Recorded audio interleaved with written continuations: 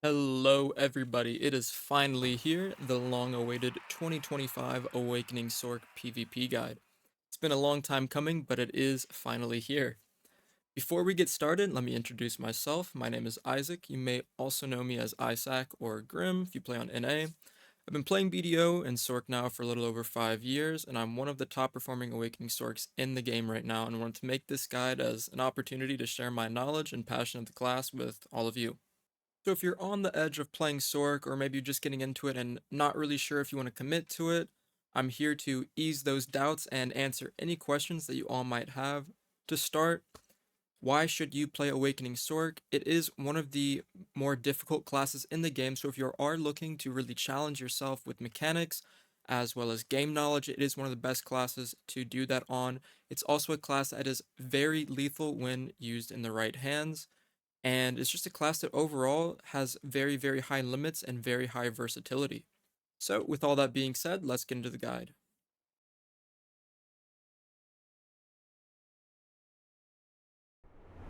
To start off with add-ons, they're pretty subjective and can change a lot depending on the player and their playstyle and their preference and how they use their skills. So I'm going to go over mine and just kind of explain my thought process behind why I chose what I did and how you might be able to choose your own add-ons. So starting off with my uncapped add-ons, I have a cast speed and move speed buff on Dark Tendrils. Dark Tendrils is typically a very easy add-on to proc, very consistent, and AoE, so it's almost impossible to not get this add-on procced. Cast speed and move speed are some of the most important just for moving, so it's one of the ones I have on a very consistent skill. Next we have Shadow Eruption with plus 20 DP and plus human damage. Again, this is an add-on that is extremely easy to proc in combat. So I have a damage buff and a DP buff for myself in PvP. Now next, Dream of Doom. This is typically my engage skill. So I'm throwing this first before I'm in a fight with Imminent Doom, and again, this is to buff myself up with some cast speed to get to the fight quicker, as well as some extra human damage. Turnback Slash, this is the skill that I'm catching people with the most, as well as a debuff skill. So I have an accuracy up rate for myself, as well as a minus 20 DP, just to make sure that when I use this on players, my damage is getting amplified quite a bit, as well as they're getting debuffed. Grim Reaper's Judgment down and crit damage. I use this for pretty much exclusively on down targets. Obviously, you can catch people with it, but it has 100% crit rate as well as down attack damage, so these both just amplify the damage even more. Swirling Darkness, again, this is a SA trade skill, very good damage. Doesn't have 100% crit rate, so I have that on there, as well as a minus 20 DP, just to make sure that I'm shredding DP as much as possible and having multiple avenues to subtract the DP from whoever I'm fighting. So looking at my capped add-ons now, gonna see very similar things. Obviously, we're not gonna see as much human damage or minus DP because these aren't really that useful at all in capped. So starting off Dark Tendrils, again, we have that movement speed that's very important and critical hit damage. I like this on capped because Dark Tendrils, again, is an AoE skill. It's hitting a lot of players. Actually is pretty decent at KSing and securing kills on players, so I like to have that crit damage on it. Shadow Eruption, again, easy add-on to proc, so I have my crit damage up as well as my cast speed. Turnback Slash, I have 100% or 100 bleeding damage as well as down attack damage. Again, this is the skill that I'm using the most to CC players, so when I get a catch with something like Leap TBS, I'm able to automatically have that down damage, and I just have a bleeding on there because it's capped, and sometimes why not. Grim Reaper's Judgment, same as the uncapped. Special damage matters the most on cap, so I have that down and crit damage up. Swirling Darkness, again, we need that crit rate as well as a cast speed buff, just to make sure we have multiple ways to access that cast speed buff. And Cartian's Nightmare, crit rate and cast speed. Critical rate, this isn't a 100% crit rate skill, of course, unless we're using our E buff. And then cast speed, just to make the cast even faster and get more damage. This is a skill I really like on capped because it kind of lets you sit in it unless you're on T2, but something like T1 and even sometimes T2, it's a skill that actually kind of munches on cap, so I like to have an add-on on it now. And then AOS add-ons. So AOS add-ons are going to be very similar to my uncapped add-ons. There's only one change, I believe. So we have that cast and move speed on Tendrils. Shadow Eruption, human damage and DP up. Dream of Doom, we're going to have a bleed instead of a cast speed buff or move speed buff, whichever I had, and extra human damage. So everything else I'm pretty sure is the exact same. The reason I have this bleed on DoD, and it doesn't have to be on DoD, I just personally like it this way. With blade sniffing, it's very, very important and very helpful to have a bleed add-on, as well as an avenue to maybe win by HP. So if the clock's winding down, you have a few seconds left, HP's tied, and you're able to get a DoD on somebody, I'm going to get not only damage, but also a bleed to make sure that their HP ticks down over the next few seconds. So it's pretty important to have that in AOS, just because there's not really many bleed options for Sorc outside of Violation, which isn't always that easy to proc. So having the avenue of a long range as well as a pretty easy and quick skill to throw in like Imminent Doom mid combo or during catches is pretty impactful. Everything else is the same though. We're going to have the accuracy rate and minus 20 DP on TBS, down and crit damage on Grim Reaper's Judgment, as well as the minus DP and plus crit rate on Swirling Darkness for all the same reasons for Uncapped. Now you can also throw in some minus human damage add-ons for AOS specifically. These can be pretty strong. I haven't tested them much myself, but damage is so high in this current season that I haven't really gone down that route to explore that option really. I don't know if it would really make that much of a difference, and I'm mainly trying to work on buffing my damage as much as possible or debuffing the enemy's defenses. Moving on to crystals, I'm going to be showing what I personally run, as well as other options that you might want to take in consideration when building your own crystal pages. So, for Uncapped, I pretty much only run 3 crystal pages, which are these 3 right here. They're all the exact same, just with the Charizard crystals changed. This is a very damage-focused build, so I have 2 Macalods, 2 RPF Vipers, 2 Elcars, 2 max HPs, Olicus, Corrupted, Addis, as well as Red Spirits crystals.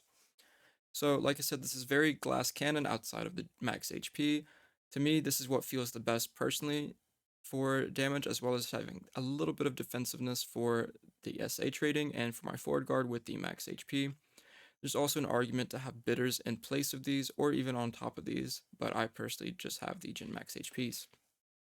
You can also potentially run 4 Macalods instead of these extra Addis right here for a little bit more ignore res and stamina, but I really like just to have the most AP possible personally outside of things like Guild League and AOA where I really want to have as much ignore res as possible. And like I said, you can also add bitters on top of the max HP for a little bit more survivability. I know a lot of Sorcs really do like this. Personally, just not my playstyle, although I have tried it and it does feel pretty good without that much damage loss. So moving on to our capped setup. This is my T1 setup. This isn't really too complicated, not a whole lot of wiggle room here since the HP caps are low and a lot of stats just don't matter. So we have 4% cast speed here from our 4 Glorious. We have Corrupteds, 1 Elcar just for the 30% ignore res, so if you have a Villa, you're meeting that cap.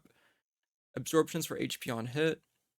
Back attack crystals with the Brutal Decimations, a Gearin's Tear for the most special damage possible, Gen Historias for more stamina, and then 2 Jump Crystals. The Jump Crystals are kind of just here for me to be a little funny and get into positions and maneuver around terrain if it is really, really terrible terrain. Although with Cam and Calpheon, it's typically not too bad, but I just like to have them there as an option. If you struggle to meet HP caps, you could add in Gen Max HPs in here in place, but I am pretty geared, so I'm pretty much always hitting that 6.5 very, very easily. I'm also running 4 Gen Accuracy Crystals for 50 stamina each, as well as 2 Black Spirit's Rage. If I did have more Gen Accuracy, I would put that in here since I don't really care about having more than 100% on my Sorc, since my 100 isn't really a big damage skill. Medea is going to be pretty similar, although I'm going to add some more HP into my build and take out some of those, quality of life items like the Jump Crystal as well as the extra Acrods. So in place, I added 2 max HPs, 2 Rebellious, and instead of having 1 Elcar, we have 2 now since it is Uncapped Persist and a Gen Ignore KD for that same reason. Everything else is the same though. Gen Historias, Brutal Decimation, and Corrupted and Gearin for that damage. And everything else, kind of just trying to get as much HP as possible. I don't actually cap HP with this build with all my journals done, with outside of shy buffs. So if you want to have an even better chance at capping, or just having more comfortability with HP, you can run Humes as well as Bon Cabellius for that extra HP. And that brings us to Capped Siege. Very, very similar to Medea. I have one jump crystal in here just because of getting on terrain in some sieges, as well as getting into bases and having a little bit more maneuverability. Everything else is going to be pretty standard to Medea, though. We have the two Olycus decimations. We have all our HP standard stuff. Again, you can run more HP here by doing Bon Cabellius or running more Humes, but I personally like to kind of play a little Psycho and play without that much HP. Moving on to artifacts, there isn't a whole lot of wiggle room when it comes to straying from the meta with artifacts. I'm exclusively using damage reduction artifacts. These are just way too stat efficient, way too strong, even as an iframe and SA heavy class. They're just way too stat efficient, and I wouldn't give them up really for anything. If you don't have them yet, I would run Magic AP in the meantime until you can get them, but once you have them, I really won't use anything else for uncapped content. There is an argument to use Magic AP if you're fighting DR memes, basically, or people that are stacking like 900 DR, and you don't really need the extra defenses for yourself. But for the most part, I would stick to at least having, the damage reduction for most of your content. Now, what Lightstones to put in these, I personally only have one option for myself, which is the Wild Human. So this is going to be our human damage Lightstone set. This is personally my favorite because I like to do damage. I really like the playstyle of being aggressive and, having that offensive power. Now, the only other thing that I would really recommend using in this meta at the moment would be a Rigid Shield. This is going to be for Iron Walls. This is a very defensive set. I personally don't use it, but it is very strong, and Sorc does have decently high damage where it can still kill the squishy classes while having that extra DR and being even more scary in the SA trades with not taking that much damage. Moving on to Capped, though. Capped, there's going to be a few more options with our artifacts.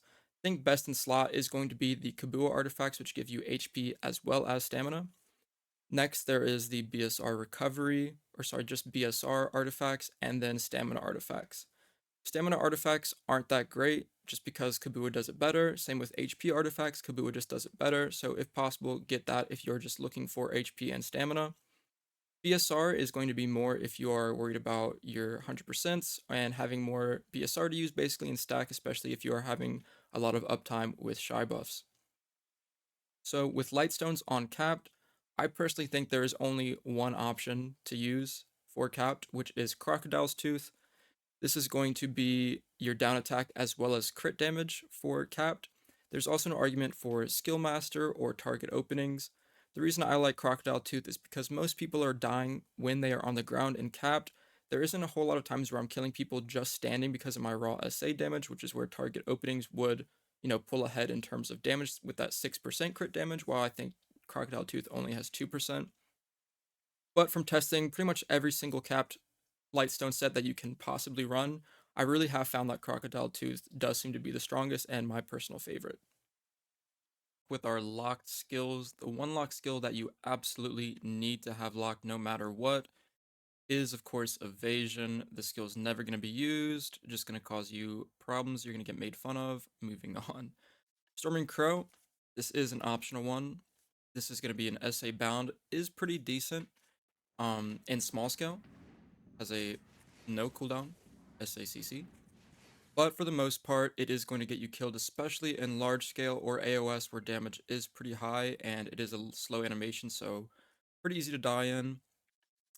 Shadow Kick, this is another optional one. So I personally lock this. This is just a kick. It gives you your accuracy pre-buff. I personally do not use this now that the accuracy pre-buff is on Swirling and Awakening. Just an unprotected float, not that important. Now, these two I would recommend locking. So we have Absolute Abyssal Flame. It does have a heal on it, not that strong to be honest. And usually it's just going to have potential input problems. LMB, RMB, kind of a common input, so wouldn't recommend using this. Same with Absolute Mark of the Shadow. This is just a PvE pulling skill at its best, so absolutely no reason to have this unlocked.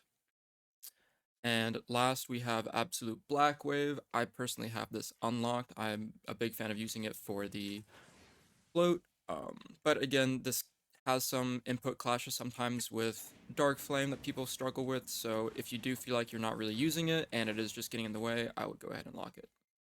So for our Quickslots, we need our third Rabam. If we want to use this by itself, we can use the flows for it, but if you want to use it standalone for Shadow Hellfire or Shadow Wave, need this on a Quickslot. Soul Reaper, I'd highly recommend having this on a Quickslot just because if you want to use it by itself without using Shadow Eruption or any of the Awakening flows, you need to have it on a Quickslot. Dark Trade, very mandatory skill. This is how to get our 40 shards back. It is unprotected, but cannot be used outside of a Quickslot, so mandatory. Sinister Omen got revamped recently. SA skill with a heal and CC at the end can only be used on Quickslot, so you do want access to that, which is a decent skill at the moment. I would hotbar that as well. Magnus, Dark Tendrils, we absolutely need this hotbarred. If you want to use it in Awakening without going to pre-Awakening, you have to have it quick-slotted, otherwise it's not accessible. Absolute Darkness, one of the most important, if not the most important, quick slots to have in the Awakening Sorc kit. Absolutely mandatory to have this quick-slotted. Shard Explosion, not that great of a skill anymore, very long cooldown, pretty much never used unless you're trying to style in a combo. Not recommended, not that useful. I still have it personally, but not needed at all. Shadow Leap, I absolutely would have this quick slotted. I do believe it is mandatory. WF is not a great input, can cause some gaps. Shadow Leap on quick slot just flows much, much better. We also have Wings of the Crow, which is optional. I personally do have it quick slotted on my tab. Not needed though, just optional. I personally am not a big fan of the WE input, so I personally do have it on my quick slot. Another optional skill is Absolute Rushing Crow to access that pre-awakening movement. You can also use this while in Awakening for the bound or just the movement. So optional, somewhat recommended depending on what slots you have or how often you're actually using it. Taking a look now at our Rabams. For our first Rabam, I would recommend Shadow Ignition. Crow Nightmare did get some love recently, but it is still a very weak skill in my opinion. Shadow Ignition is quite strong, no longer has an air smash, and is a float that it can be cancelled almost instantly. Crow Nightmare is just unprotected, it's animation locking you, not that strong. Second Rabam option, we have Engulfing Shadow and Abyssal Blow. This one is a bit more contested, but I still would say almost always take Engulfing Shadow. Some Sorcs like the Abyssal Blow playstyle. Engulfing Shadow is just going to be an SA movement skill that can get you some stamina back. It has a Linger SA. Abyssal Blow is going to be a forward guard, ranged knockdown, which can be strong in certain playstyles, but for the most part, Engulfing Shadow is going to be your best option. Now, the third Rabam is very up to your preference. Both are very viable and both strong in their own ways. Shadow Hellfire is going to be a movement SA skill, although the movement is quite short. Still a movement skill, SA, so you get stamina back and stay protected. Shadow Wave is going to be an unprotected long-range float skill. Both have their own strengths. I personally prefer the Shadow Wave. Some like the Hellfire, so try it out for yourself and see which you prefer. But in terms of first two Rabams, I would almost always recommend Shadow Ignition and Engulfing Shadow. So for our BSR, there are pretty much only three options to use. We have our RMB 100%, we have our 10% Turnback Slash, and our 50% Grim Reaper's Judgment. All three of these skills are usable in their own ways. For the most part, I would recommend people to stick to only using Cartian's Protection for 100 or none at all.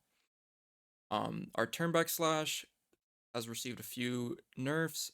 Damage isn't quite as high. It is going to be longer range and of course have to bleed, but the damage just isn't really there to justify using BSR and skipping out on using that 100% for the cast speed and extra buff. Grim Reaper's Judgment, again, the skill has been hit a few times with the nerfs.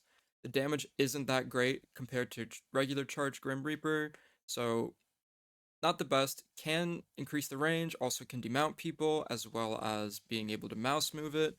So if you are looking to have an option to demount people off their horses or cannons or whatever, these are good options and still usable. I personally, for the most part, stick to using my 100.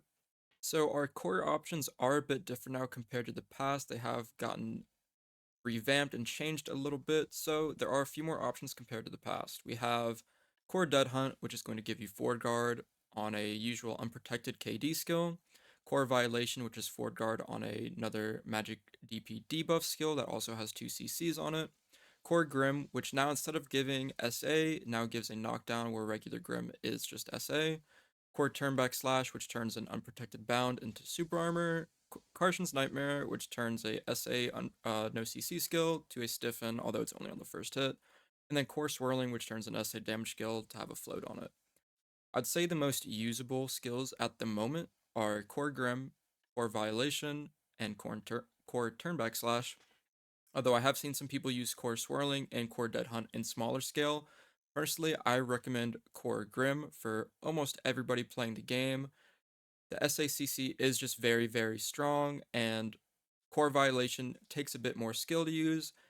Core Turnback Slash isn't that strong in my opinion, just because Turnback Slash is not what people are getting caught in for the most part. So I recommend Core Grim, but if you want to experiment with any of the others, they are pretty usable. The only one I would say that is completely garbage is the Core Cartian's Nightmare. It's only stiffened on the very first tick of it, and there's nothing you can do once you get that stiffened, if it even happens. Now, taking a look at our self buffs and debuffs, looking at our self buffs first, we of course have Shards of Darkness, which I just touched on. We have our 30 AP buff here.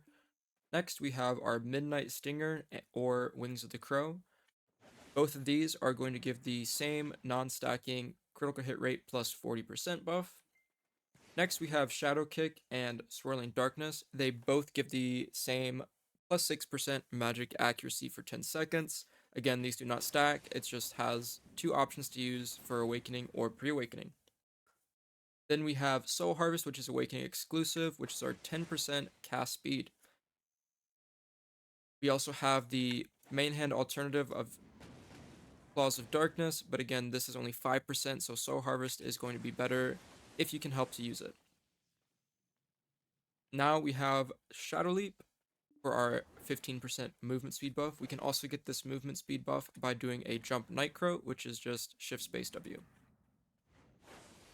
Then we have Requiem, which is just the Flow Nightmare, which gives us a 100% crit rate for just a few seconds. Also, Shadow Leap is going to be giving us our evasion rate plus 6%. You can also do Flow of Darkness in main hand, which is just AD LMB to also get this evasion rate. It's just not for as long. Or sorry, it is not as strong. 3% versus 6%. And then we have our E buff, which gives us our 12% accuracy, 30% all resistance, 100% crit rate, 35% ignore res, and our 15% evasion rate. Now our debuffs, we have Turnback Slash, which is now a minus 3% evasion rate. We have Absolute Darkness, which is a minus 15 magic DP for 10 seconds. And then Violation, which is also minus magic DP, but instead it is minus 20, and also applies a bleed. So this is something that I'm going to touch on that I think will help especially beginner Sorcs, is just going to be the stance swapping and managing, what state you're in. So going from pre-awakening to awakening, there's going to be 3 ways to get into awakening from pre-awakening. This is going to be, of course, a C swap, which can be used just after, an iframe or a bomb, and this is going to put us right into our awakening state for guard linger. Next, we have Wings of the Crow, which is going to be WE, or if you hotbar it, this is going to put us into our awakening state as well, or we have Soul Harvest. Now, going from awakening to pre-awakening, there are much more options. Every Rabam we have is going to put us in pre-awakening, no matter what it is. We also have Absolute Darkness, like I mentioned earlier. We have Russian Crow, if you use it on the hotbar, Absolute Russian Crow. Midnight Stinger. Bloody Calamity, after an iframe, like this, pressing spacebar. We have Shard Consume, or Shards of Darkness, which is just pressing Q. This is going to put us in our pre-awakening and give us our AP buff. And then Sinister Omen.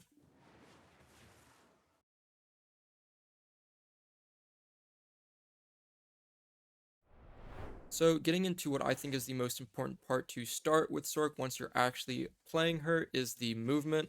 Our main movement skills are going to be Shadow Leap, Wings of the Crow, Engulfing Shadow, as well as Nightcrow. So there are more movement skills that are much smaller and not as mobile, like we have Dark Flame and Ultimate Dark Flame. We have Reawakening, Absolute Rushing Crow. We have Dark Backstep, as well as just Backwards Darkness Released, as well as the third Rabam, Shadow Hellfire. So, quick little tip about Dark Backstep as well as Absolute Darkness Released. If you spam it, you can go somewhat fast, but if you hold L and B while doing this, you go much faster. This is unprotected, and it does not cost stamina. It actually slightly, very slowly regens stamina, so it can be used in dire needs in PvP. Although I wouldn't recommend doing this while other people can punish you.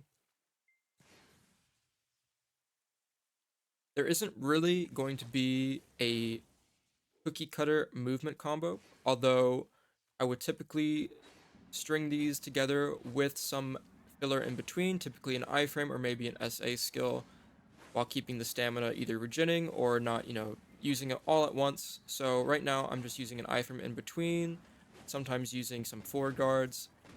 This is going to look different depending on the PvP and how much pressure is on you and how much, how passive you can really be or how aggressive you want to be. Obviously, the more aggressive you are going to use more resources, and the more passive you are and the more defensive, the more you get to linger stuff like your forward guards and regen all your resources. Now, I did mention this in my last guide, which hasn't really changed at all with neutral games, so I'll just go over it very briefly.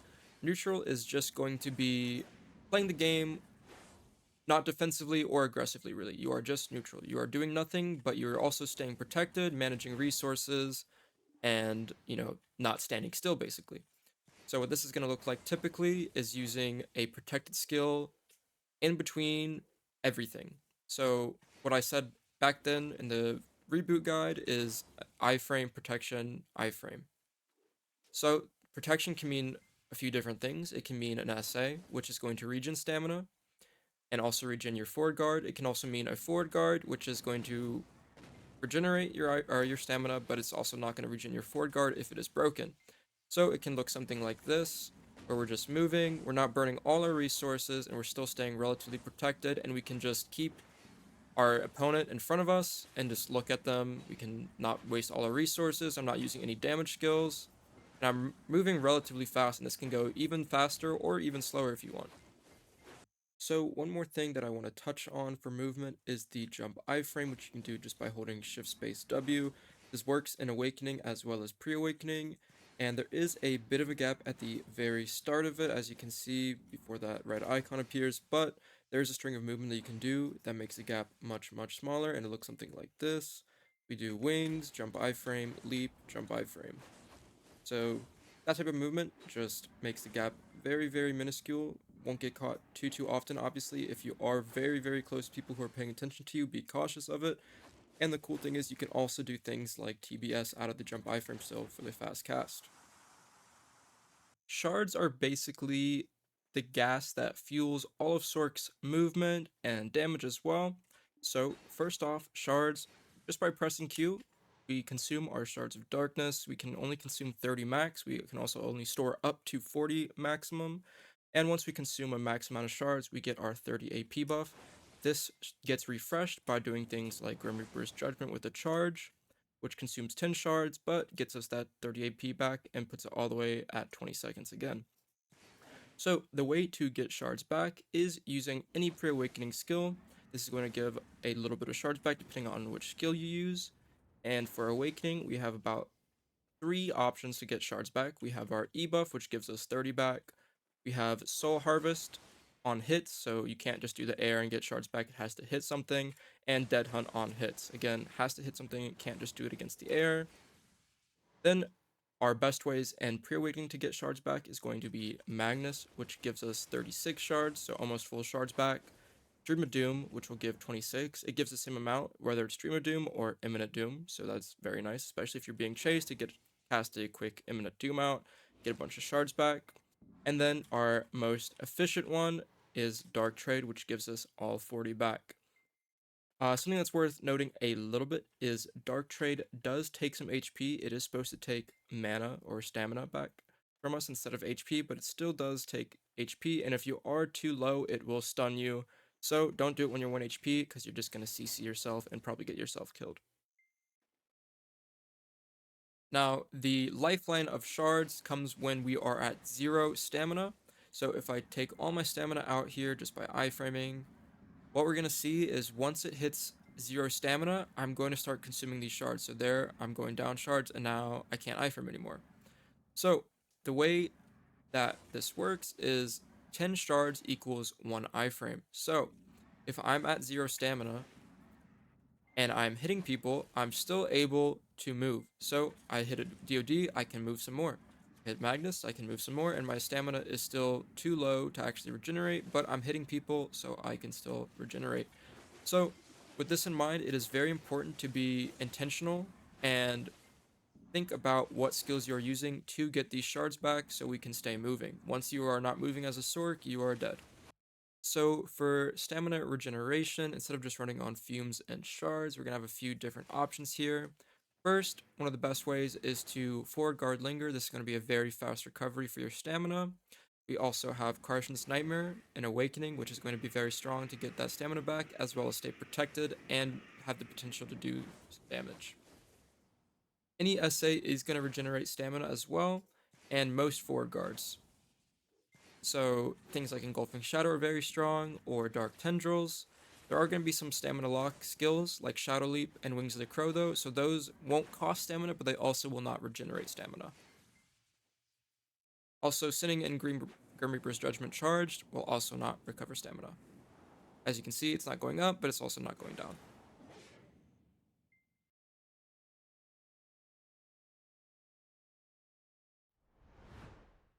So one of the new changes that happened recently in 2024 with Sorc are the Shadow Leap cancel and changes. So previously you couldn't really use a whole lot of skills outside of Shadow Leap, which now they buffed it to be able to use a plethora of skills. So starting out, I do want to be showing off the R&B before and after Shadow Leap. You should absolutely be doing this to close the micro gap that is at the beginning and end of the skill. So as you can see, once that ends, the red icon does go away. So we want to be hitting R&B and at the end R&B. There still are tiny gaps in this chain, but this is making them much smaller and making you more protected. So the new cancels that you can do out of this are going to be like this. We have GRJ outside of Shadow Leap. We also can do Swirling Darkness outside of Shadow Leap, as well as Turnback Slash. Now, Turnback Slash is going to be the strongest in my opinion, but Leap, GRJ, and Leap Swirl are also strong alternatives and strong options that you can use for trading or securing kills or damage. Looking at Turnback Slash now, Turnback Slash, another one of the strong skills in Sorc's kit, typically is a very slow input, but if you do an iframe or a Rabam into C-swap, you can be making that quick cast animation, which is what you're always looking to do. You're never looking to do a slow cast TBS. So anytime going from pre-awakening to awakening with the C-swap, you do have a timing where you can do the quick cast. So Violation can be used outside of Shadow Leap, which I forgot to touch on in the Shadow Leap part, but you can use it right out of Shadow Leap for that float, or going into the KD at the very end. You can also use Soul Reaper outside of Violation, which can be good, which also cancels the animation quickly. And you can also press LMB early without holding it to get the Soul Reaper to get the KD earlier. So if you watch this, if you see that slash right there, that is the KD part of Violation. You can do it even when it's on cooldown, although it won't knock down. That's how you cancel it early. So this can be used just to get a quick chop into that KD and CC, or apply the minus magic DP debuff very quickly and without, doing a very long animation. So moving on to our Magna skill, Dark Tendrils. This is just regular SE. It does have a few cancels. It can be quick cast out of Abyssal Flame as well as Blackwave. Not as important for Awakening since these are mainly suck cancels, but if you do get a catch with Blackwave and want, quick damage and filler, it does just do the pullback animation. Also worth noting that you can cancel out of Dark Tendrils at any moment up until you start doing the pullback animation. So I'm doing this, and I can not cancel once that starts pulling back. Have to do the first half basically to iframe out of it, and otherwise you're just stuck in that skill. So if I start doing it now, I can get out, but if I hold it, I'm stuck. Next up, we have our C-swap cancels. So for the most part, a regular C-swap will look like this. You basically always want your C-swap to look like this or this. The main thing I see a lot of Sorcs fall into the habit of doing is this C-swap right here, which is the uppercut C-swap. This happens when you do a forward or backwards iframe into C-swap from pre-awaken, and this is the longest animation of the C-swaps, which is what we are trying to avoid just because this can be punished much easier than the others and you can't cancel out of it immediately. So the lateral C-swap is just this regular, or we can do something like this where we do SC to go into a block immediately. Ways to avoid this uppercut C-swap is to either do A, D, A or D, LMB, or RMB, and then C-swap, so we can move forward and then do a quick cancel to do that, or we can do a auto attack, so LMB and then C-swap. Also, if you do Shadow Eruption into a C-swap, you will also get a long animation. So, worth noting and worth practicing that side C-swap animation because upper will usually lead to death. The only thing that I would recommend using upper for, which is not going to be very applicable, is a quick violation cancel. If you do the uppercut, you can violation immediately as opposed to doing the horizontal. So looking at our Blade of Darkness cancels, pretty much every skill in Awakening is going to be able to cancel Blade outside of a few like Dead Hunt, Soul Harvest, and GRJ, but we can do our side swipe, our A and D, or A or D LMB, summon blades. We can do Soul Reaper. We can also do Swirling Darkness, Turnback Slash, and just the regular iframe. You can also do it after any C swap, so if I'm coming from pre-awakening into awakening, I can also summon blades that way, which is just a C swap, essentially.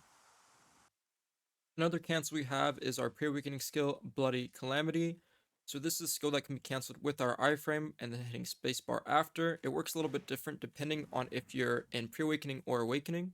So if you are in pre-awakening, you cannot press spacebar while going forward. It will not cancel. You can only cancel to the side, looking like this. But it is the opposite in awakening. You can do Bloody Calamity while moving forward and sideways if you are in the awakening state. So I'm just going to touch on like 4 or 5 skills very quickly that have very simple cancels, and that is Shadow Eruption and Shadow Ignition first. These are essentially the same skill. These are just canceled by using Shift A or D or just an iframe in a direction and canceling the slow animation like this. There's also Shadow Ignition that you can cancel the second half of the animation. It is unprotected, but doing this is going to have a very small gap if you cancel it quickly. We also have Dream of Doom. To get the Imminent Doom quick cast, we are just going to hit LMB or RMB right after canceling or casting the Shift E, so something like that. And also we have Dark Flame and Ultimate Dark Flame, which can both be canceled out of early just with an iframe. This is the full cast that we can cancel early like this. So moving on to Cartian's Nightmare, sometimes referred as birds or crows. It's going to be our Shifty and Awakening. There's not too many interactions with this, but the one thing that you can do now is use WF, Shadow Leap, to reposition this and continue the cast. So with Soul Harvest, there's not a whole lot of cancels that speed up this animation too much. The only one is pretty much going to be your Nightcrow interaction, where it skips right to the second hit. Other than that, it is going to be canceling virtually the same out of every skill, although it does cancel pretty much out of everything, and like I said, it can be used in the main hand as well as the awakening state. The one interaction that is worth noting is that if you do an iframe and awakening, into another iframe, there is a tiny bit of a delay and input gap. So if you do a pre-awaken iframe into Soul Harvest into another awakening iframe, it is a bit smoother and looks something like this. So looking at Nightmare next, Nightmare is our iframe skill, our get out of jail free card. This is F in Awakening.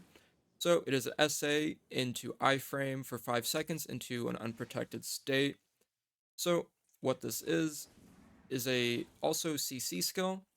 If we press LMB or RMB while in Nightmare, we do a attack. RMB is going to make us do a backwards attack. LMB is going to make us do a forward attack. It is a stiffen CC, and it is obviously unprotected when coming out, so keep that in mind. You can also cancel it early by pressing spacebar, and you do a little backwards hop out of Nightmare.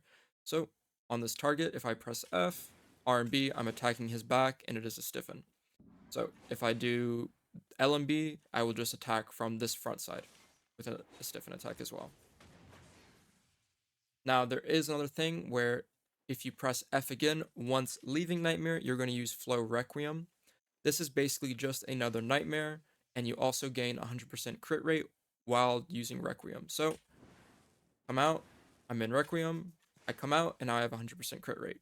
It is also worth noting, Requiem is not protected while going into it like regular Nightmare is. There's no SA, you just have the iframe in the middle, but going in and out is unprotected.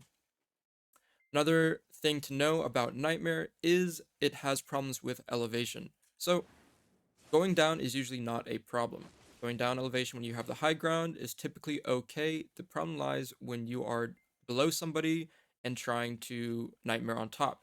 You would typically just get a fall animation and stay in place. The fall animation isn't guaranteed, but you will just fall in place because it does not go above the z-axis very well at all. So looking at Nightcrow, this is going to be the most important skill in all of Sorc's kit. This is of course our iframe or our shift directional skill. And the first thing you're going to want to do with this skill is come into your settings, look at WW, and bind this to something. I personally, along with a lot of other Sorcs, really like middle mouse button. I think that's just the most convenient and makes the most sense to me personally. But you don't want to be pressing WW for the actual input. It's going to lead to some gaps and input delay.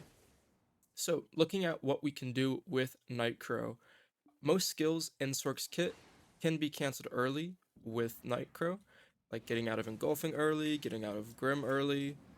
But the thing I want to touch on is the skills that actually change depending on using Nightcrow. Things like TBS that I talked about earlier, where the interaction changes when you use Nightcrow. So starting out, we're going to have our Eruption skill, Shadow Eruption, Shift F, and main hand. Usually it'll look something like this, which is a very slow cast. It's still full SA the entire way, as well as a float, but if we use our Nightcrow, it looks something like this. Now it's worth noting that you cannot do a forward Nightcrow and Shift F for the quick cast. It is only going to be lateral, as well as if you go backwards. For whatever reason, you cannot iframe forward with it. Now a trick that I like to do, personally, is instead of using a lot of WWs, I will turn my camera to the left or the right and do a lateral iframe. So I'm still going forward, I'm just not looking forward. So if I want to hit a target here in front of me, I can just iframe that way and turn like that. Now another skill that we have is Darkness Released, our Pre-Awakening WF. This is a knockdown skill. Very slow cast typically, but if we throw in a Nightcrow before that, it looks like this. It is unprotected, but with that gap, it is virtually not punishable. So always be looking to do a quick cast when possible, or if it matters. If it's a 1v1 and for whatever reason you really want to use this as a re-CC slow cast, you go for it.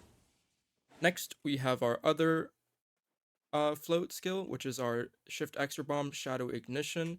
This is another very important skill that needs to be quick cast, and it is unprotected, but if you do it very, very quickly with an iframe before and after, it is also a very small gap and not that punishable. So, Absolute Darkness, this is going to be the most important skill in most Sorc's gameplay. This is what sets most Sorcs apart in terms of skill, so very, very important to master the skill and use it properly. So Absolute Darkness is just this pre-awakening skill that can be used in Awakening or main hand. The use of why it is so important is it lets us bypass our Awakening iframe cooldown. So typically if I'm pressing WW, there's this gap where I have to forward guard animation. Now if I start using Absolute Darkness where that forward guard comes into play, it's going to start looking like this.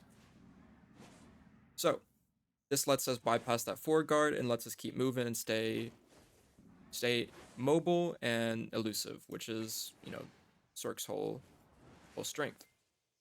It also can be used to access some other pre-awakening skills where otherwise you are not able to use them in Awakening. So like right now, I'm in Awakening. If I press Shift E, I'm going into Cartian's Nightmare. If I press Absolute Darkness, then Shift E, I'm using Dream of Doom. Same thing with things like Black Wave or whatever skills you might want to use in pre-awakening. So I am just going to go over protections very briefly since we can come to the skill menu and filter all the skills by their CCs or protections, but I still will talk about and go over these. Starting off with iframe, we are only going to have one iframe skill in our pre-awakening kit, and that's going to be Nightcrow. This is of course just our shift direction skill. You can also bind it to WW, which I recommend. That's only going to be the iframe in main hand. So Awakening, we have two. We have Shadow Leap as well as Nightmare. Shadow Leap has gaps kind of at the beginning and the end, so I do recommend blocking before and after. And Nightmare. So Nightmare is going to be only iframe when we are invisible, basically when we're concealed. Coming out of it, going to be unprotected. Taking a look at super armor now, Sorc has an abundance of super armor. Starting off, we have Shadow Eruption, which is our SA float in pre-awakening. We have Sinister Omen, our new revamped skill. Just going to be a SA skill. Doesn't linger all the way, so be careful of that. We have our Magnus Dark Tendrils, as well as Storming Crow. Now, I've said this before, I play Storming Crow locked now, but it is an SA bound, so if you do choose to play it, just know that that is in your wheelhouse. We also have Engulfing Shadow and Shadow Hellfire as SAs. Now, Engulfing Shadow, not many people know this, but it is an SA linger that actually stays on a decent amount of time, so just be aware that if you are in need of stamina and don't feel pressured with your HP, you can linger the skill for a little bit. And Shadow Hellfire, just our third Rabam, little short movement skill that is super armor. Now looking in Awakening, we have quite a bit of SA. We have our E-buff, of course, Grim Reaper. We have Grim Reaper's Judgment, Soul Reaper, Cartian's Nightmare, as well as Swirling. All these skills are going to be very high damage for the most part and are all completely SA. Nightmare is going to be SA while we're entering. Of course, when we're leaving, it is not SA, and when we reactivate and go into Requiem, nothing there is protected besides sitting in there for iframe. Then we have the core TBS option if we want SA on turn backslash, moving on to forward guard. Now, not a whole lot of options in pre-awakening. We're going to have Dark Backstep, which can be used by using SRMB after Backwards Darkness released. And then we have our Dark Flame. So Dark Flame and Ultimate Dark Flame for that forward guard. Looking at Awakening now, we have Cartian's Protection, of course our block with Vile Plan Flow, all forward guard. We have Wings of the Crow, forward guard movement skill, as well as Blades of Darkness. Now, as you can see, the forward guard on Blades of Darkness ends pretty quickly, so just be aware of that. I like to personally cancel out of it quickly, either with an iframe or with something like Swirl. And then we have our core Dead Hunt option, as well as core Violation, which both gives forward guard. And we have Abyssal Blow as a forward guard for bomb. Although I don't use this ever, it is a range KD with a forward guard. Also, one more thing to add for forward guards in our Awakening is going to be C swaps. So, not only block, but once we actually swap into Awakening, we can linger this animation for quite some time. And every time we iframe an Awakening, we get this forward guard linger animation that we can just sit in if we don't have any pressure on us. Before we move on to the next section, I just want to go over the skills that I'm catching people with the most and maybe skills you should use more or skills that maybe you shouldn't be using as much and on rare occasions. So first off, I'm catching people mostly with Shadow Leap TBS. This is a very nice skill interaction that just got last year. It is unprotected, but because it is so fast and because you can cancel out of it quickly with protection, it is very strong and catches a lot of people off guard very often. Next, we have Core Grim. Now, like I said, I do think pretty much everybody in the game on Sorc, especially if you are newer, should be running Core Grim. So this is going to be one of your other most dependable catches. A protected SA AoE KD, very, very strong. Next thing that I find myself catching people with the most is going to be Dream of Doom. Now, this is a range skill, and I usually am typically getting people with Imminent Doom rather than the hard full cast of Dream of Doom for the KD. But you can also do the full cast. You just make sure there's nobody around to punish you because it is kind of a long windup and obviously unprotected. And then our two dependable floats. Last, we have Shadow Eruption, which is an SA float, as well as Shadow Ignition. Ignition is unprotected, but it is much faster than Eruption and can be cancelled much quicker. So it is a pretty safe skill overall. Now I'm going to go over some skills that I don't typically use as first CCs, but can be in very desperate situations or niche situations. I just want to always recommend them to rely on them or go for them when you have the more dependable ones available. So first we have Darkness Released. I usually use this as a re-CC, but in desperate times, maybe in a round where you need to get a catch in AOS, I'm trying everything in my kit to get a CC to win the round. So that's a unprotected KD. It is pretty much protected though because you can cancel out of it so quickly. It's just not that reliable for catching people, sleeping unprotected or maybe even in a forward guard. It's kind of hard. Next, we have Shadow Wave. I usually use this the most when paired with Imminent Doom, especially in AOS where maybe I'm trying to peel somebody and I'm just throwing all my ranged CCs that I have to try to save my teammates or maybe follow up on an Imminent Doom CC. Then we have Nightmare. Nightmare is kind of in the in-between land of dependable and risky. In certain situations, it's pretty safe to use it, and others, it's very risky. It kind of just depends on what classes you're fighting mainly. If you're fighting something like Striker, Mystic, Zerk, or even DK, it can be pretty risky to use it because of the SA protected CCs that those classes have and can access pretty quickly. But in other situations, if used right, it is basically there's no risk to it. So it just kind of depends on your matchup as well as just the class knowledge and cooldowns that are available.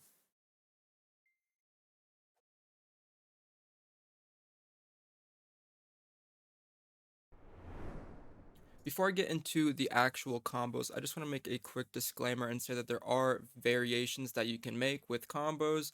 These obviously aren't the only combos you can do or the only ways to structure them. I just tried to make very common catches with some good filler, re-CCs, as well as no down smashes that are going to ruin the combo mid-combo. That being said, let's get into the combos now.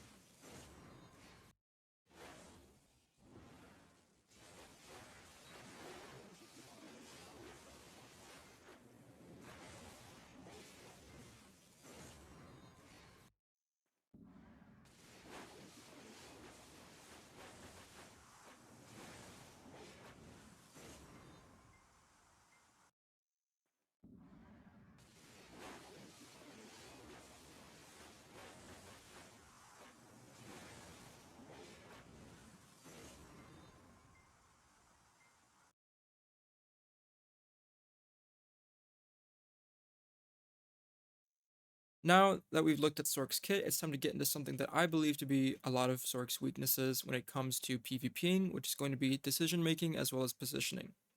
Now, before we get into all of that, I want to talk about Sorc's strengths as well as weaknesses and how we can use these to perform better in our content.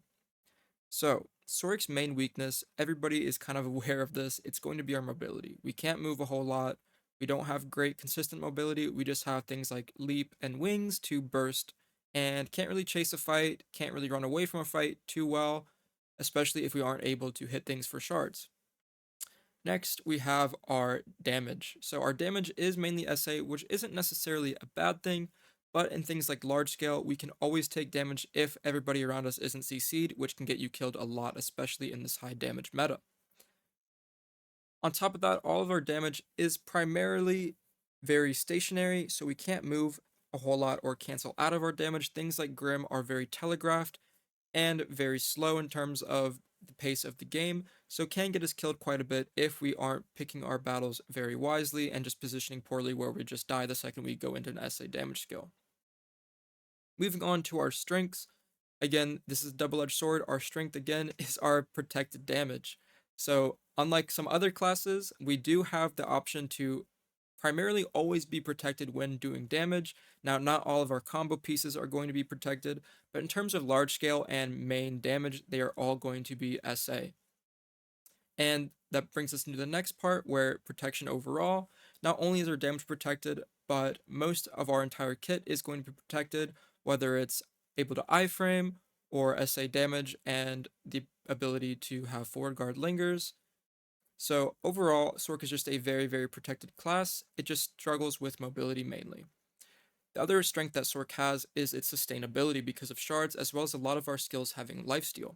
We have things like Tendrils, Grim, even Dead Hunt has lifesteal on it, so we are able to use these in fights. We can heal, not a whole lot. It's not going to be peak Drac heal, but it is going to be something so that we are able to stay in the fight more, so we can hit people, get shards back, keep iframing, stay protected, and then use these skills to even heal back up in the fight. To understand how we PvP on Sorc, we need to understand what our role is as Sorc. So I believe Sorc, especially Awakening Sorc's role, to be a disruptor, an assassin, as well as a class that can, if the fight stays around it, deal very high consistent damage. Now this kind of transitions into our next point, which is going to be positioning in context of timings as well as windows. You can be the best mechanical player in the world, but none of it matters if you're not in the right place at the right time. Now, what I mean by timings and windows, I mean windows of opportunity. A time in the fight where you can insert yourself into the mix and find as much value as possible. Now, I'm not going to be able to go over every single fight in every possible terrain to give specifics on, when exactly to engage or play passive, but I'm going to go over kind of my principles and explain my process when approaching a fight. And quick disclaimer, I'm going to use examples in the context of Node War, but these principles still apply to AOS as well as Guild League. Now, as I said before, Sorc is a slow class. We can't afford to use our movement recklessly, otherwise we'll put ourselves out of position and unable to impact the fight. Now, if this is happening to you, there are a few reasons why. Number one, you might be chasing kills or just fights that are low impact and of low importance, and you're going to waste your time as well as your resources, and you might not even win the fight. You might die for it. Who knows? Number two, you're going in or just going out at bad times, which ruins your tempo for the next fight that's about to happen. You're trying to reset your stamina, reset your skills, and all of a sudden your guild's going in. What do? You have low resources, you can't do a whole lot, and you just don't get much impact in that fight. So the first is an easy fix, although it can be a kind of hard habit to break. Essentially, you just need to know that chasing those people, ones and twos, it's not really going to be valuable for you, and it's going to cost you a lot of kills, as well as cost your guild strength by not contributing to a real fight. The second takes a lot more experience, which is why I unfortunately don't have like an easy hack to instantly say, watch this and you're going to top frag next war you see. But some things to keep in mind to actively improve your game sense is be aware of how the fights are playing out. There's a rhythm and pattern in pretty much all PvP in the game, and being a slow class makes being familiar with that rhythm so much more important. And understanding how your shot caller and node war likes to play, and even how the enemy guild likes to play, is very important and helps you, perform way better in large scale, just knowing how the fight is going to break down. So once you understand this tempo, you can start to understand when a fight is probably about to happen. This brings us to the second point, which is where do I actually want to be when the fight happens? So this is the part where I can give more specific detail as well as my reasoning behind where I'm trying to eventually land myself. Personally, I'm very aggressive in Node War, as well as pretty confident in my ability to stay alive, even if I have like a lot of pressure and aggro from the enemy guilds, so keep that in mind. So once I know that a fight is about to break out, whether my guild is engaging or the enemy guild is engaging, I basically have a checklist in my mind for what I want to do and what I'm looking for. If I'm the one engaging, I want to be a few steps ahead of my guild, so that I'm typically in with the very first divers or just the first one in altogether. And side note, I'm not saying to jump in 1v50 with your guild not backing you up and looking for a big clip. This is probably just going to get you killed and look dumb. I'm basically talking about a few seconds right before the rest of the players in your guild get into the fight. So once I'm in, I will usually do one of two things. Depending on the strength of the guild and if I find immediate CCs, I'm going to see if I can commit to any of these CCs. So whether or not I can commit is up to a few factors. First, do I have any aggro or tension on me? Am I in a position where I will naturally soak and absorb damage from the ongoing fight, even if it's not intentionally directed at me? If the answer is no, then I basically ask myself the next question, which is, are the targets that I've CC'd killable? Do I have a bunch of DP memes and Zerks on the ground, or do I have the casters and rangers? This matters a lot for Sorc, because committing even 1 to 2 skills in large scale can be detrimental for getting kills, since we only have, a few skills with very high standalone damage like Grim and Swirl. And if all of these conditions are met, I'll then commit to trying to kill. Typically, I'll use one SA damage skill after my first catch, and then another CC if I need to, followed by another damage skill. So I'm typically trying to keep it short to 3 to 4 skills, and staying protected while doing that. Sometimes having to jump in between and reposition a little bit, but trying to keep it short and sweet. Like I said, this is one of two things that I'll do. The second option, if those conditions aren't met, is I'm going to look to dance around in the fight, but play, pretty safe and non-committal. I'm not looking to secure any immediate kills. I'm typically just looking to use my quick CCs to get people on the ground. And rather than enable myself, I'm trying to enable my guild to get those kills for me. So even though I'm not the one finding kills myself, I'm a threat and I'm disrupting the backline and, just kind of causing chaos. This draws the attention from the high prio targets and basically just gives my guild the edge into winning the fight. This second option revolves a lot around Shadow Eruption and Ignition, as well as TBS and Nightmare, so I'm really just using these skills without anything else. Sometimes I'll use Shadow Eruption with Soul Reaper, but for the most part, I'm just using quick, non-committal skills that lets me put people on the ground, and then I can just move on from them and go to the next and try to CC even more. So my last thought process regarding my positioning, as well as my decision making, is going to be greeting. This all boils down to game sense again and being aware of what aggro you have pulled. So when being greedy, you typically are either low HP or stamina, maybe both, or you're overextending without, much of your guild left, which means you're going to be much more prominent and getting attracted. So the rest of the guild is going to say, okay, the guild's all gone. All of a sudden there's a Sorc in our base. We're going to all focus the Sorc, and he's the only one here.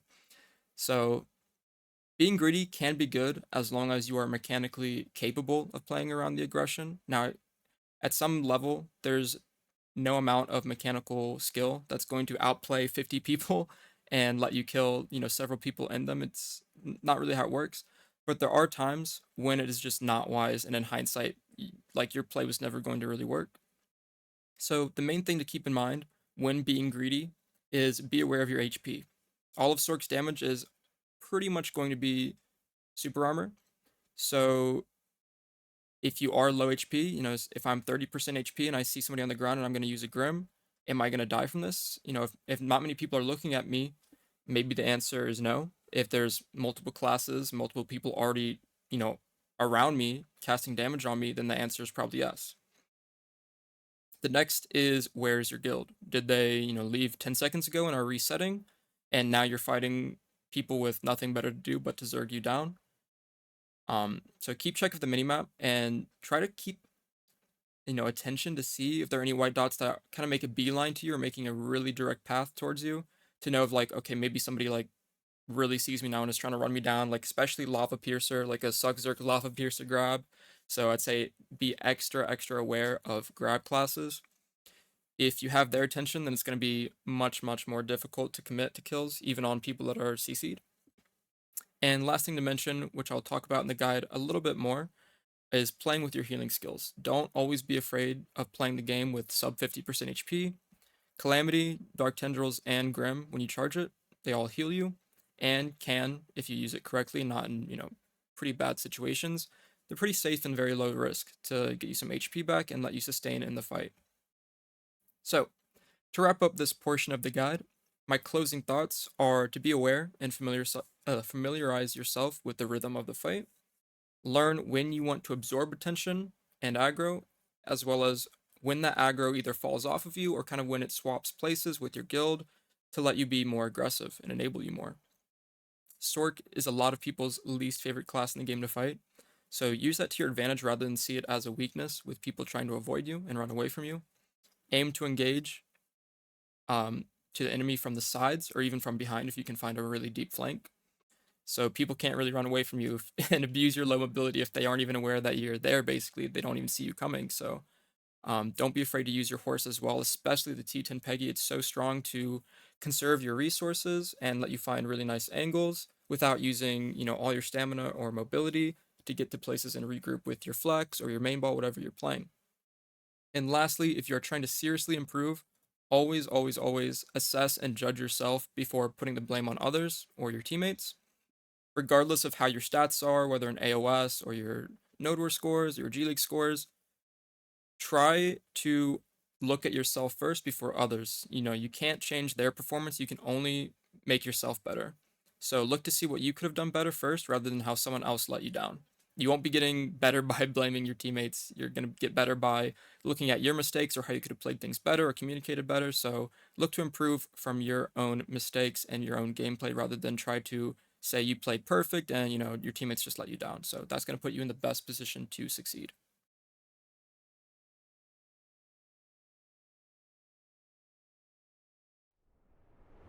So next, I'm going to talk about the Blade Sniff tech and the conditions that need to be met for this to work. So basically, the last person that you hit, the blades will follow. So the way this works, if somebody Vs and they are the last person you hit, and you send the blades essentially will follow the V and allows you to sniff accurately or have a better sense of which direction they're going. Now, the way that you can make this more consistent is have a bleed on your skills. So maybe if your AOS add-ons have a bleed, which I believe is the most useful place to have this, it will guarantee or close to guarantee that you are the last person that damaged them as well as they're the last person that you hit, because say I hit somebody and they V and then I hit another player that's not V'd, my blades will now prioritize that new target that isn't V'd. Now there's a way for this also to break is if somebody V's near me and I'm trying to sniff it and another player hits me, my blades will now target the person that is hitting me. So basically it will target the last person that you hit or that hit you. So like I said, the way to make this more consistent is with the bleed add-on, which has to be your own bleed. Another person's bleed does not work, which just makes it more consistent with the last tick of damage being applied by you and on that person that is in their V state. So mouse moving on Sorc isn't going to be extremely important. It's not nearly as vital as a class like Caster or Zerker, but it is still pretty useful with a few skills. So the first one that is going to be the most beneficial is going to be Dark Tendrils, our Magna skill. This is a skill that you should always be looking to mass move if you can, just because the damage still stays up as it moves. It's always SA, so you don't have to worry about any forward guard, and you can track people that are low HP and get that heal, get that damage off. The next skill is going to be our Shadow Leap, so you can use this to either reposition, bait people out, or you could even take it a step above and look for something like a Shadow Leap TBS. This one is probably the second most important one in the Sorc's kit, although it's not necessary to do it all the time. It mainly matters a lot in smaller scale if you do choose to use this. I personally don't do it too much, but I'm more of a large scale focused player. Next one we have is Storming Crow, which I do play with locked, but you can mouse move it, and it's pretty strong skill to mouse move to get out of grab ranges or just bait and dodge damage, because it is a skill that is pretty easy to soak damage in, so pretty strong skill to mouse move. And we also have Violation. I think this is mainly a strong thing to do if you do run the Violation core because it moves the forward guard, but I personally don't use the core and don't really find myself needing to mouse move this ever just because there's no real reason since it's all unprotected.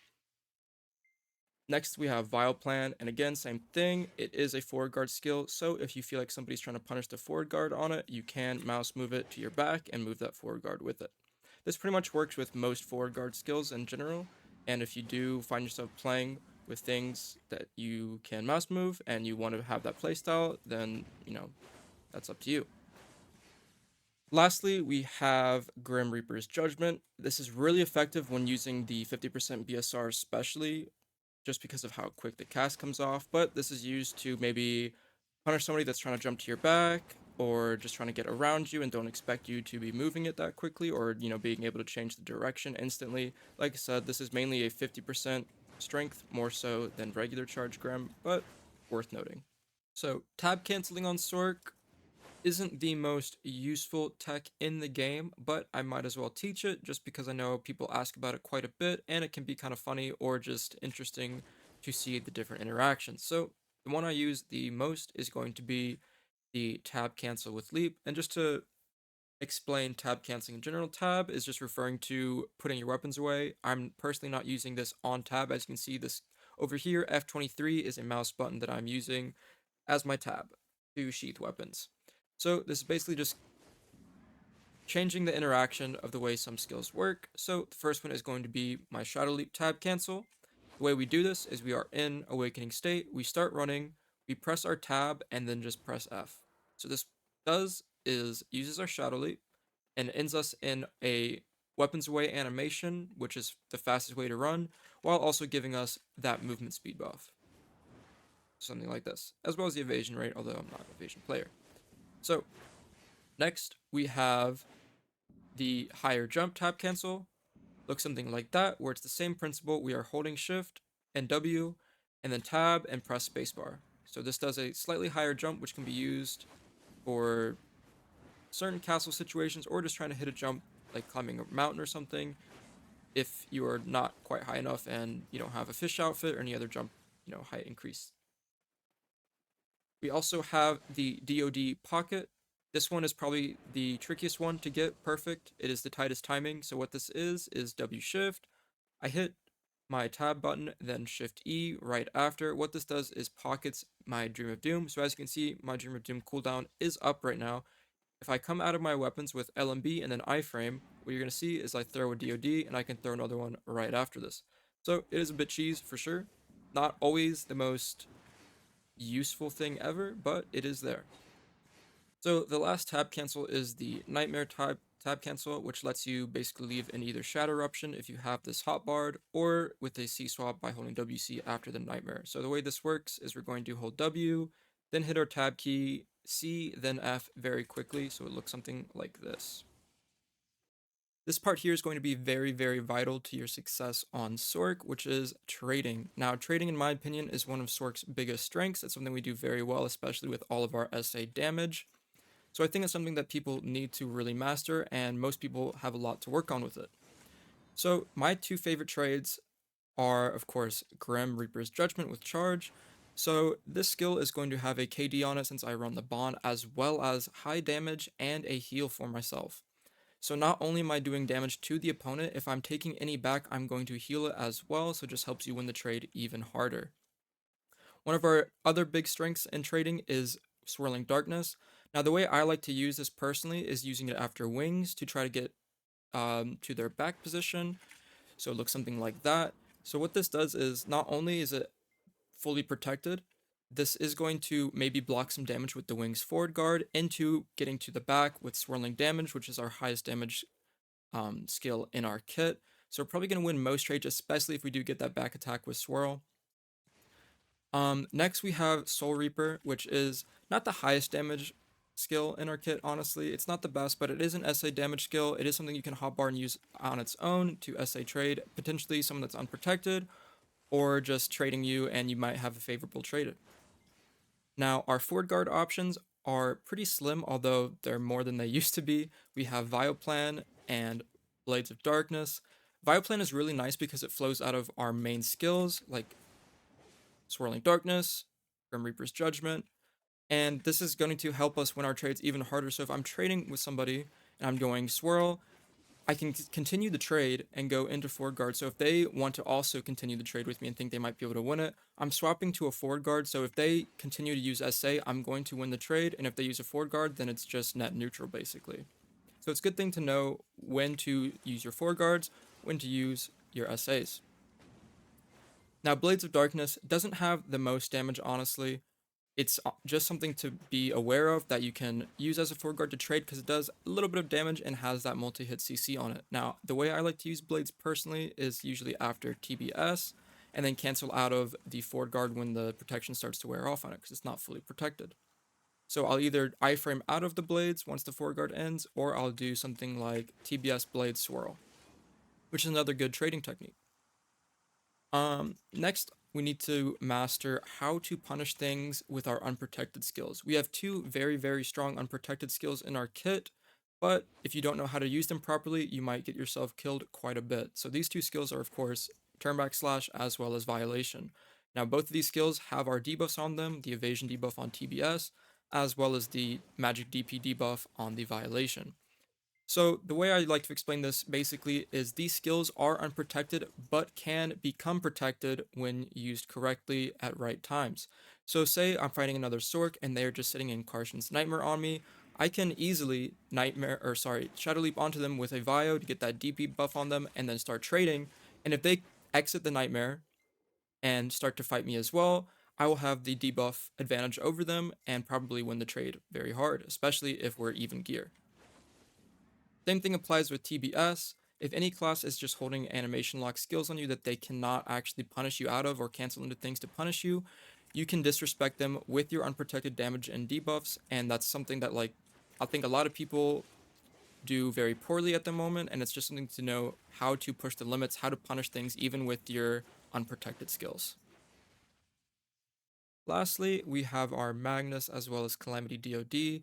So Magnus damage isn't going to be extremely high, but it does have a heal on it, so I like to use this at the edge of its range and casting it into fights of either people I'm fighting or just people that aren't looking at me that I can get a free lifesteal off of. And it does have quite a large AoE, so it has decent potential to actually secure kills. And then we have Calamity DoD. Again, the damage isn't extremely high on this, but the gap is very small and pretty difficult to punish in my opinion. I get away with it quite a bit, and like I said with Tendrils, Calamity as well heals. So these are some skills that I like to kind of push my luck with Tendrils, Grim, and Calamity, and just be able to play and sustain in fights even when low HP, and being able to use these skills well to heal up in a fight.